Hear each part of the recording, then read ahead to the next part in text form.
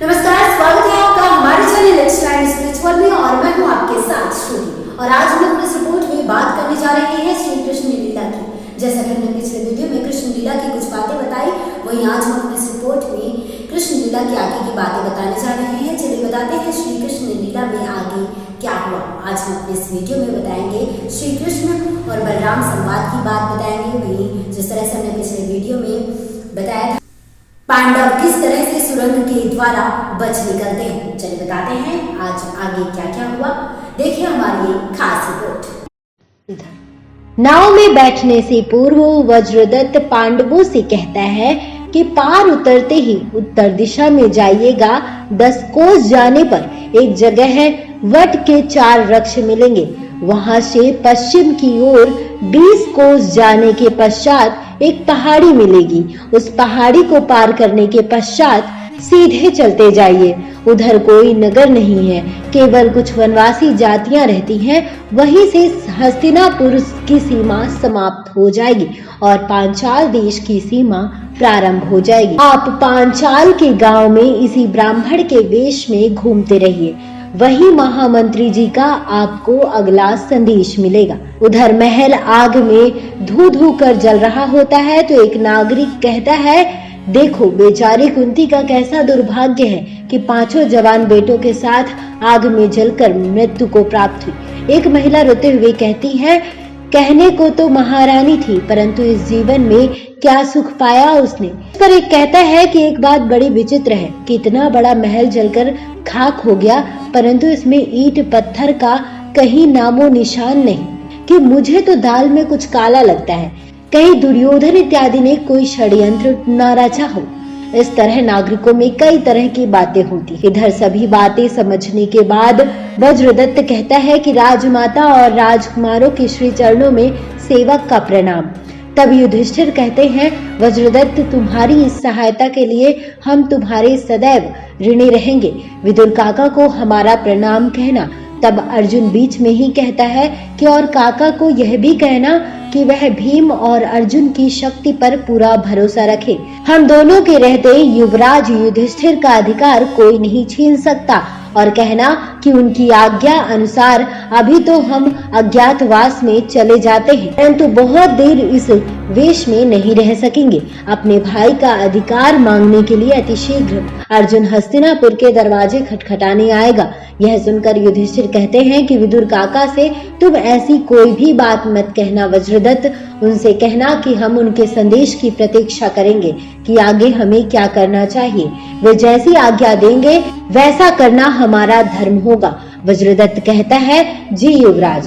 फिर सभी नाव में सवार होकर निकल जाते हैं। तब वज्रदत्त अपने साथी वीरसेन से कहता है कि तुम इसी क्षण घोड़े पर सवार होकर निकल जाओ और महामंत्री को जाकर सूचना दो कि उनकी योजना सफल हो गई है। उधर महल की आग बुझने के बाद वही सैन्य प्रधान या सरदार राख में हड्डी और कंकाल के सामने बैठकर सभी नागरिकों के सामने रोने का नाटक करता है। उधर महल की आग बुझने के बाद वही सैन्य प्रधान या सरदार वहां बैठकर सभी नागरिकों के सामने रोने का नाटक करता है और कहता है कि अब मैं महाराज को क्या मुंह दिखाऊंगा। इस अग्निकांड ने हमारे वारणावत पर सदा के लिए कलंक लग गया। मुझे क्षमा करना महारानी कुंती, मैं आपके जीवन की रक्षा नहीं कर सका। इधर नाव में सवार नकुल कहता है, कैसा भयानक षड्यंत्र था। यदि उस वक्त हम सब नींद में सोए होते तो सब कुछ नष्ट हो जाता। तब युधिष्ठिर कहता है, हाँ नकुल, आज तो विदुर काका ने ही हम सब के प्राणों की रक्षा की, हमें उनका आभार मानना चाहिए। यह सुनकर माता कुंती कहती हैं, उनके उपकार का धन्यवाद अवश्य करना चाहिए, लेकिन जिन्होंने हम सब के प्राणों की रक्षा की है उनको भी हाथ जोड़कर नमस्कार करना चाहिए तुम्हें। लेकिन जिन्होंने हम सब के प्राणों की रक्षा की है उनको भी हाथ जोड़कर नमस्कार करना चाहिए तुम्हें। तब नकुल पूछता है, किन्हें माँ? तब कुंती कहती है, वो जो जीवन और मृत्यु दोनों का स्वामी है, भगवान, उन भगवान श्री कृष्ण का। तब कुंती सहित सभी उनको नमस्कार करते हैं और माता कुंती कहती है, अब आगे की यात्रा भी सुखद हो प्रभु और मेरे बच्चों की सदा रक्षा करो।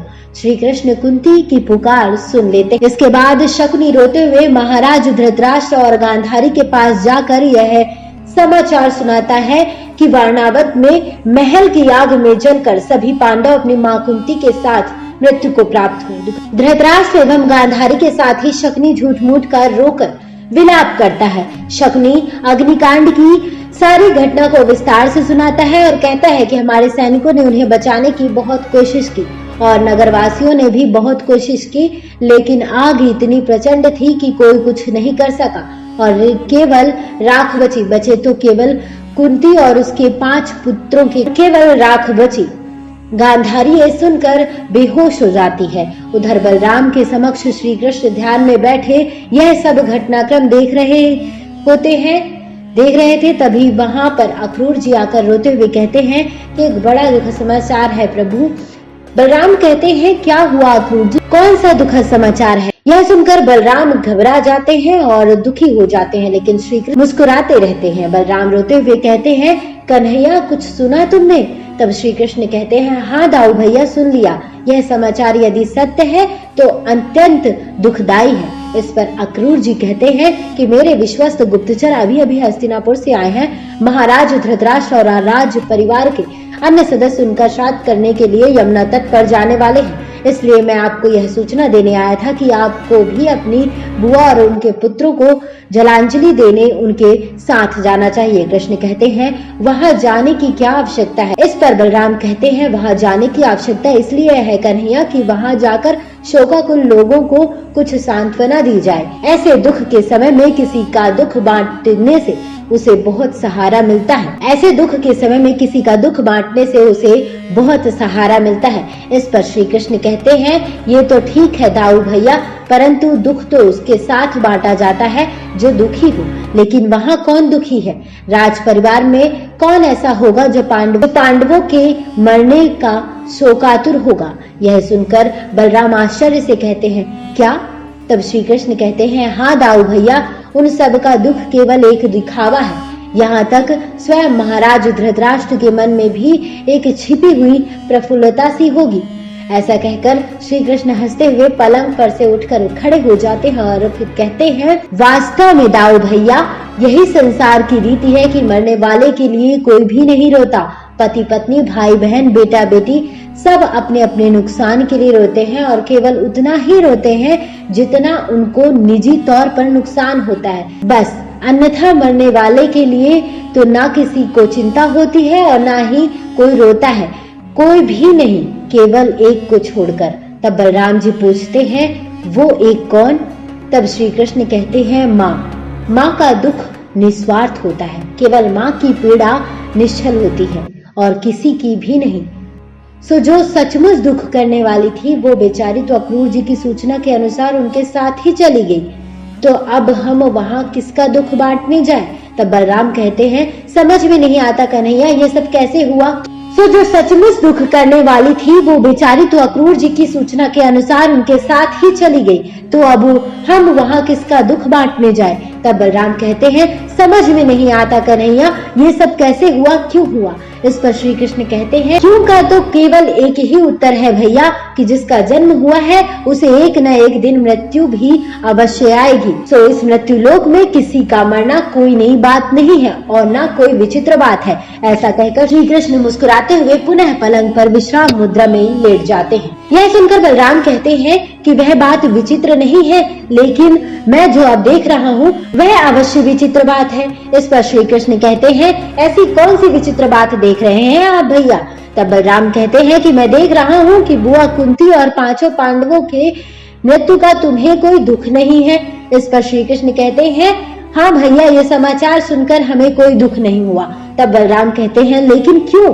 क्योंकि शास्त्रों में भी ऐसा ही लिखा है कि प्रत्येक प्राणी की मृत्यु निश्चित होती है। सो ज्ञानी मनुष्य को किसी की मृत्यु पर शोक नहीं करना चाहिए। इस पर बलराम कहते हैं ज्ञानी मनुष्य, तुम भगवान से मनुष्य कब बन गए? यह सुनकर श्री कृष्ण कहते हैं मुझे भगवान से मनुष्य तो आप ही ने बना दिया भैया। बलराम कहते हैं मैंने कब से? श्री कृष्ण कहते हैं कि जब से आपने मुझसे ये आशा की कि सगे संबंधियों की मृत्यु पर मुझे भी एक साधारण मनुष्य की तरह शोक करना चाहिए। इस पर बलराम कहते हैं कि नहीं, मैंने तो भगवान की तरह शोक करने की आशा की है, क्योंकि भगवान भी अपने भक्त के दुख की वजह से तड़प उठते हैं। यदि उनके किसी भी भक्त पर विपदा आन पड़े तो वो भी तड़प उठते हैं। और अर्जुन तो आपका परम भक्त है और सखा भी, जिसकी रक्षा का वचन आप उसके पिता इंद्र को दे चुके हैं। आपके भक्त की मृत्यु हो जाए और आप ना तड़पे, विह्वल ना हो, ये संभव नहीं है। यह सुनकर श्री कृष्ण कहते हैं, परंतु जिसकी रक्षा का वचन हमने दिया है उसकी मृत्यु कैसे हो सकती है, ये आपने नहीं सोचा भैया। यह सुनकर बलराम और अक्रूर जी चौंक कर प्रसन्न हो जाते हैं और श्री कृष्ण के मुस्कुराते चेहरे को आश्चर्य से देखते रहते हैं।